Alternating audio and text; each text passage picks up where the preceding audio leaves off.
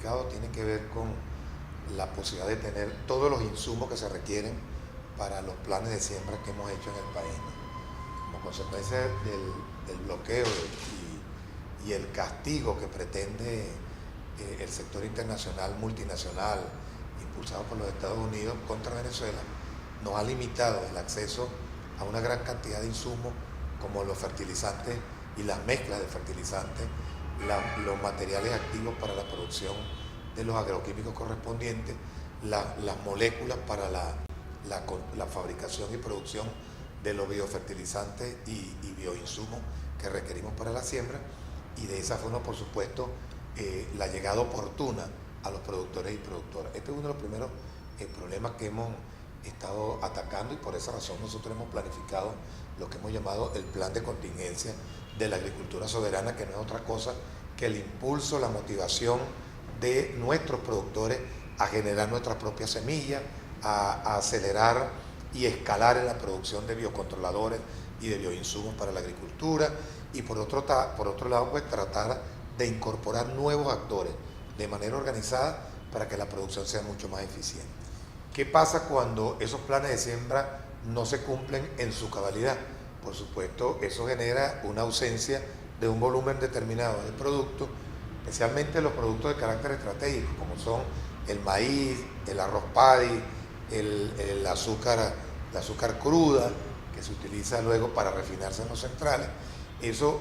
requiere de lotes de importación, de volúmenes de importación, las grasas, por ejemplo, para la producción de aceite, de margarina, etcétera. Eso, como te digo, demanda volúmenes importantes de divisas para la importación,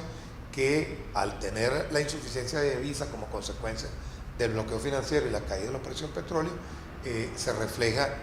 una cantidad de productos no la necesaria para cubrir todas estas expectativas. Entonces, nos está obligando a nosotros a ir produciendo esos insumos, como el caso del fortalecimiento de la palma aceitera, el caso del incremento de la siembra de soya en el país, que este año, Dios mediante, vamos a alcanzar una cifra importante, no suficiente, pero importante para atender el mercado doméstico, que es quizá una de las materias primas ahorita de mayor demanda en el país, porque esa materia prima no solo sirve para la producción de aceite, para la extracción de aceite, sino que es la base fundamental para el alimento balanceado de las aves, de los porcinos, de toda la parte pecuaria que produce proteína animal, y en consecuencia de ello, pues, se merma o se incrementa la producción de la misma si tenemos los insumos suficientes para eso. El Plan 50 tiene que ver con una meta que el presidente Maduro fija para alcanzar la soberanía productiva en rubros esenciales. En el caso particular de la agricultura, nosotros nos hemos establecido como una meta bien importante el tema del maíz. Nosotros requerimos un consumo promedio de 2.100.000 toneladas de maíz al año, entre maíz amarillo y maíz blanco, 2 millones de toneladas de soya al año, que eso demandaría, en el caso de la soya, 1 millón de hectáreas de soya de siembra. En el caso del maíz, alrededor de unas 800.000 hectáreas de maíz para alcanzar las cifras correspondientes. Si esto nosotros lo logramos cumplir con semilla nacional, con la superficie que la tenemos, con el talento humano que lo tenemos alguna deficiencia en la mecanización, nosotros podemos lograr producir a un buen precio y con una buena rentabilidad para el productor primario y para la agricultura, que en efecto en la actualidad la están teniendo. ¿Dónde se presenta el gran nodo crítico? En las cadenas de comercialización o en las cadenas intermedias. La cadena intermedia que va entre la producción primaria, el centro de acopio y la industria, que allí hay un incremento desproporcionado del costo de la logística para el traslado de la materia prima. Luego que sale el producto elaborado en la fábrica, hay una cadena de intermediación que exagera los incrementos de costos por cuestiones logísticas, como transporte, como almacenamiento, como distribución en las redes locales, y luego hay otro componente especulativo en las redes informales, mal llamadas bachaqueros, o en los acaparadores de los productos, que los almacenan porque ya se convierten en productos no perecederos y esperan que se genere una expectativa de demanda para colocarla al público al precio que le da la gana. Esos son dos elementos fundamentales. Un tercer elemento tiene que ver con el carácter especulativo que ha asumido el referente del dólar virtual, el dólar criminal que vienen fijando en páginas web que no obedecen a ninguna lógica económica, ninguna lógica financiera, sino exclusivamente a una lógica de guerra, a una lógica de asedio, a una lógica de querer aniquilar nuestra economía, aniquilar nuestra moneda, aniquilar incluso los mecanismos de intermediación que el gobierno venezolano o el pueblo venezolano pudiera crear para evitar que se trancen esos bienes y servicios entre la sociedad. De allí la naturaleza de las medidas que toma el presidente Maduro, pues. Una medida que atienden de manera multifactorial, multidimensional, las distintas variables que operan en el carácter especulativo y criminal de la economía que nos han querido aplicar, y otra que tiene que ver con elementos de carácter sancionatorio, una que tiene que ver con el ataque a todos los mecanismos y esquemas de especulación, una medida que tiene que ver con la posibilidad de neutralizar ese dólar especulativo y criminal que han venido lanzando por la red virtual, otra que tiene que ver con incentivos para estimular la producción y nosotros podamos alcanzar niveles productivos que satisfagan la demanda, otra que tiene que ver con múltiples fuentes de financiamiento o mecanismos financieros para estabilizar el precio de la moneda, y otras medidas que tienen que ver con el fortalecimiento de las redes de distribución del Estado y las redes de distribución del poder popular, el poder que se le ha venido dando a los CLAP como cuerpo orgánico del pueblo organizado, valga la redundancia, para la distribución y ahora para la fiscalización también de esos mecanismos de distribución que el mismo pueblo ha venido construyendo. Una primera tarea tiene que ver con la activación inmediata de las estructuras de fiscalización que el presidente está proponiendo en el marco de la ley que introdujo en la Asamblea Nacional Constituyente, para que estos actores, y así nos lo señalaba el pueblo organizado cuando hicimos los focus group con ellos en Miraflores, que ellos, como no tienen autoridad, simplemente denuncian y no se toma ninguna medida. Esta ley, que le va a dar carácter vinculante y carácter punitivo a la denuncia hecha por los fiscales de los CLAP, va de alguna manera a contribuir a mermar la especulación en primer lugar.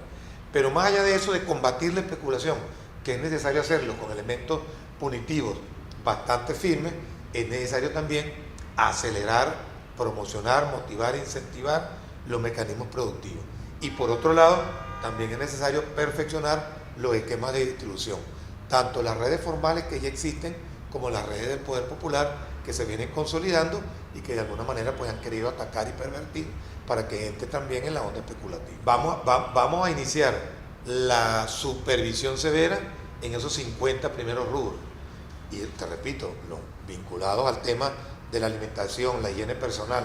y a los útiles de limpieza del hogar, que conforman como una especie de cesta básica, allí vamos a focalizar el esfuerzo. O sea que es mucho más sencillo y contamos con todas las herramientas para ello. Contamos con dispositivos tecnológicos, contamos con tecnologías para poder captar esa información y con los equipos humanos necesarios para ir a hacer lo que tienen que hacer y, te repito, mejorar esos mecanismos de distribución. Allí se va a focalizar el esfuerzo. Yo creo que con esta estrategia de precios acordados, en donde van a intervenir los productores primarios, la agroindustria que transforma, la red de distribución, con esos tres grandes elementos y por supuesto el pueblo organizado, nosotros vamos a ir combatiendo, primero estabilizando de manera progresiva el tema económico financiero y en segundo lugar estimulando e incrementando la producción. En primer lugar, el considerar una cesta monetaria distinta al dólar es una prevención que ya estamos tomando ante la debacle indiscutible que el dólar como instrumento de intercambio global ha tenido hasta ahora. Eso por una parte. En segundo lugar, el fortalecimiento de nuestras reservas reales, que le dan un precio y un valor sólido a nuestra moneda, es un elemento que también nos va a permitir tener una economía sólida. En tercer lugar, la procura de un mecanismo de intermediación distinto a la moneda como tal, como instrumento de intercambio de bienes y servicios. La moneda digital, por ejemplo, la moneda virtual, que ya algunos analistas señalan, en el mundo se transan más de 3 trillones de dólares en monedas virtuales, lo que llaman criptomonedas, pues, a través del stock, el Estonia Coin, el Bitcoin, las distintas monedas que han surgido en algunos países que se intercambian de manera virtual, que tienen una particularidad, esa moneda, no tienen absolutamente ningún soporte real, físico, que les permita hacer esa transacción. Simplemente son instrumentos generadores de confianza para intercambiar bienes y servicios. Al igual que son los dólares. Los dólares no tienen absolutamente ningún soporte físico que los mantenga como tal, que les dé el valor que tienen. Simplemente tienen un valor ahí que se lo colocaron en un papel y vale, como lo tienen los títulos. En cambio, la criptomoneda es un proyecto que se está conformando sobre la base de bases sólidas, reales, que tiene un instrumento virtual donde tú puedes hacer una transacción a través de tu teléfono, a través de cualquier dispositivo electrónico con un punto de venta, etcétera, que ya ahora se hace con teléfono. Y Dios mediante, pronto Venezuela tendrá esa tecnología ya. Quiero anunciar pues que el Banco Agrícola de Venezuela tiene bastante avanzada esa plataforma y nosotros vamos a poder hacer intercambios, transacciones comerciales a través del teléfono. Y simplemente tú depositas un valor real en una cuenta de un banco y a partir de ahí haces la transacción. Es decir, el fortalecimiento de la moneda y la procura de un mecanismo de transacción distinta a la moneda son previsiones que el presidente de la República ha venido tomando con estas medidas, previendo esa catástrofe que con toda seguridad va a venir del dólar como patrón moneda. Y por otro lado, la certificación de nuestra riqueza en oro, que cada día cobra más fuerza, más este mineral precioso, este metal precioso, como referente para el valor de la moneda. Bueno, ya Venezuela está tomando políticas decididas para tener sus reservas en oro, como ya el comandante Chávez lo había hecho hace años atrás, de traerse su oro para Venezuela. Ya lo está haciendo Alemania, ya lo están haciendo países como España, como Grecia, como Rusia, como China, para tener su oro en sus bancos centrales. Todas estas medidas las ha tomado el presidente Maduro en una ofensiva económica que, repito, atiende de manera multidireccional, multifactorial, con distintos alcances y atacando prácticamente todas las aristas que son necesarias para atender de manera estructural y de manera coyuntural el tema económico en Venezuela. ¿Qué tiempo puede tardar el resultado de estas medidas? Bueno, yo creo que en principio ya lo estamos viendo. Ya en principio lo estamos viendo. Ya con el tema de poner de acuerdo a todos los actores en los precios de los insumos. Coño, ya ese es un logro, ya ese es un logro. Ya los incrementos de salarios que de alguna manera vienen a compensar esos incrementos o esos ajustes que en esos precios haya que hacer, es un resultado que ya se está viviendo. Las respuestas estructurales se van a ir dando con el tiempo, se van a ir dando con un tiempo que lo va a fijar la estacionalidad de producción de algunos rubros, en el caso agrícola, el tema de la dinámica que se genere, la velocidad con que se genere el intercambio de insumos importados que vamos a tener con las nuevas transacciones que ahora se van a hacer en los distintos bancos libres de bloqueo. Ya más son resultados que estamos viendo. El caso del trigo es un resultado que ya estamos viendo. Ahora, ¿qué nos queda? Afincar el esfuerzo en la fiscalización y en las medidas que hay que tomar contra la especulación para que entonces esos precios se vayan estabilizando, e incluso tiene que haber precios que van a tender a la baja y que van a obedecer, repito, a esa estacionalidad de rubros agrícolas, en el caso de la agricultura, que tiene la siembra, los periodos de siembra y los periodos de cosecha. El compañero presidente ha venido haciendo ajustes de sueldo de manera progresiva que tendrán su rendimiento sobre la base de los sitios donde tú vayas a intercambiar. Si tú agarras tu salario y te vas a comprar en el Excelsior Gama, en una tienda de delicatessen, con toda seguridad no te va a alcanzar. Pero si nosotros mejoramos nuestro sistema de distribución a través de los esquemas de mercados abiertos, a cielos abiertos, que los habíamos eliminado, a través del fortalecimiento de los CLAP, a través de la red de distribución no especulativa que tiene el Estado, el gobierno nacional y que tienen algunas entidades locales, nosotros podemos estirar ese sueldito y por otro lado también ir corrigiendo los patrones de consumo, que es otro elemento que nosotros tenemos que corregir. No puede ser que este sea uno de los países más consumidores de trigo del continente. No puede ser que este país sea uno de los países más grandes consumidores de whisky del continente. No puede ser que sea un país el más grande consumidor de cerveza, uno de los más grandes consumidores de cerveza. Es decir, una cantidad de elementos, de insumos que el capitalismo nos ha obligado y nos ha enseñado a tenerlo a la mano y de repente seamos poco comedores de pescado, seamos poco comedores de hortalizas, de verduras, de tubérculos, de raíces, y nos hayamos acostumbrado a comer pues una cantidad de alimentos que no tienen propiedades nutritivas, que los siembran y se pierden en ocasiones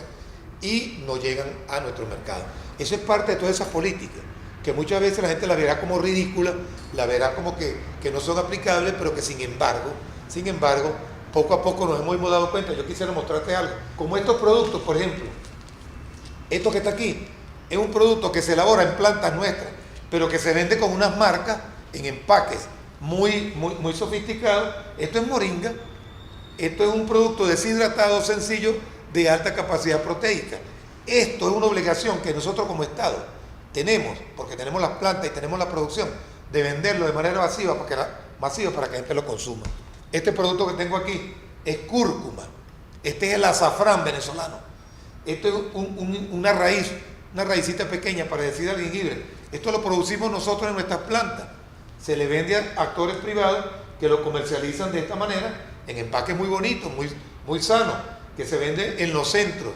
en el supermercado donde tú compras, que son de la clase media y la clase media alta, o donde venden delicatessen, que nosotros lo podemos vender en nuestra red de distribución a precios mucho más bajos. Esto tiene un alto valor nutritivo, es un antioxidante, tiene betacaroteno, no tiene elementos químicos, es lo que usaban antes con amarillo 5 para hacer cubitos. Esto lo puede usar usted para condimentar arroz, para condimentar carne sin elementos químicos y es de alto contenido proteico. Es decir, los alimentos deshidratados que le vendemos nosotros a las transnacionales que tienen marcas, vendérselo a nuestras redes también. Eso es parte de las cosas que tenemos que observar, para que esos precios y estos productos que parecen de lujo, y lo son cuando los venden en el supermercado, lleguen a nuestro pueblo a precios accesibles y de muy alta calidad. Eso es fácil.